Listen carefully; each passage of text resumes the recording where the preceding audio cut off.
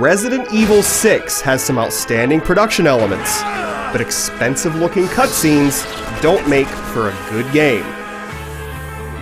As a story, this not very scary third-person shooter hits some high notes thanks to 4 interwoven personal tales. But actually interacting with Resident Evil 6 is a chore. This is a wannabe action film that resents your interference and punishes you by forcing on you one horrible QuickTime event after another.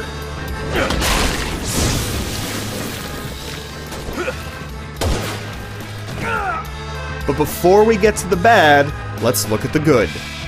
Resident Evil 6 is made up of 4 campaigns, 3 of which focus on a pair of characters. There's Leon Kennedy and newcomer Helena Harper in the campaign that's most reminiscent of previous Resident Evil games.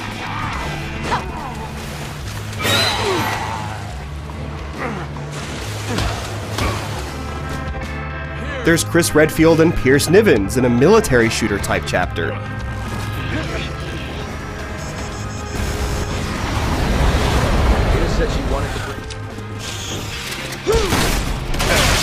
Jake Muller and Sherry Birkin's campaign is mostly about scripted set pieces and lots of running. And then you unlock Ada Wong's story with its stealth elements and puzzle solving. All but Ada's campaign can be played cooperatively with another player, either online or off. Otherwise, your companion is controlled by the generally competent AI.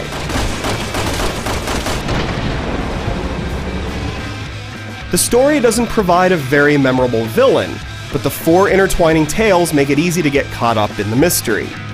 The talented cast makes every line ring true, and many of the cutscenes are great. There are some memorable moments here, including a fall from a rooftop that might have your jaw dropping. But cinematics only get you so far when the gameplay between them is so clumsy, so jumbled, so off the rails, that you wish Capcom had just made a movie and forgotten the game part.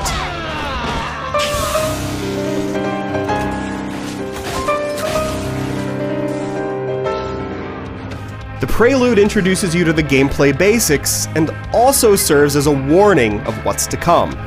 Right off the bat, you discover Resident Evil 6's tight focus on QuickTime events, set pieces, and button prompts. There is lots of stick wiggling and button hammering, and some of these events require superhuman jiggling speeds. This just gets better and better. In a typical 5-minute stretch, you might watch a cutscene, walk for 5 seconds, trigger another cutscene, open a door, perform a QuickTime event, view another cutscene, shoot some infected freaks, and then do nothing while you wait for your co-op partner to finish some task or another before you can continue. Roger. Roger. The camera follows suit, changing position all the time, regardless of whether it's actually best for the gameplay. And don't forget the unavoidable gotcha deaths, where a vehicle comes barreling through the level, or an avalanche drops snow on you. If you're in the wrong place at the wrong time, there's not a whole lot you can do to avoid that stuff. You're just gonna have to do it again.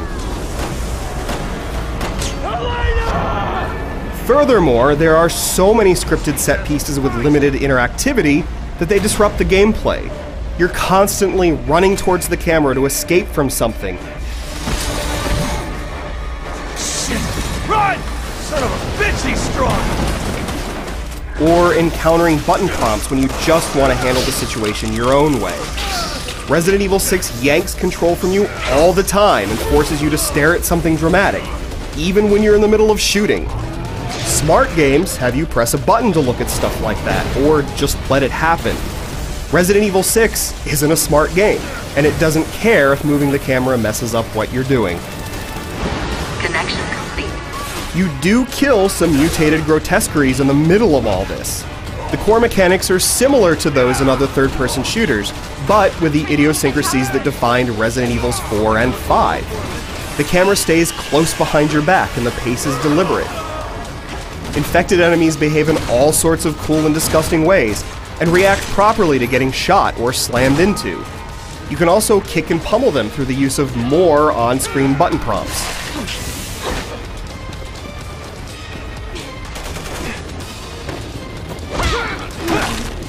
If you find the deliberate action appealing, you can devote some time to the returning mercenaries mode, in which you and a buddy off as many enemies as you can before the clock ticks down to 0.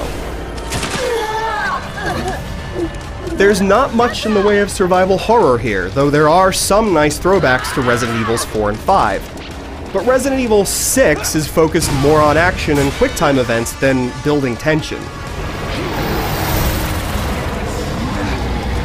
As a result, the close camera angle, the knockback loops, and other elements that worked well in the past are more awkward here. That isn't to say the action is all that hard, though. The bosses rarely require any kind of cleverness. And all too often you can just spam melee attacks and win. Nor will you need to worry about running out of ammo all too often on medium difficulty.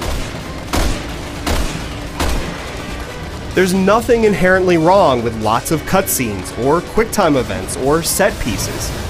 There's nothing wrong with taking a series in a new direction either. Resident Evil 6's problem isn't that it has these elements. Its problem is that it throws a bunch of different action game mechanics at the screen and expects them to all work well together. Instead, Resident Evil 6 is sloppy and random.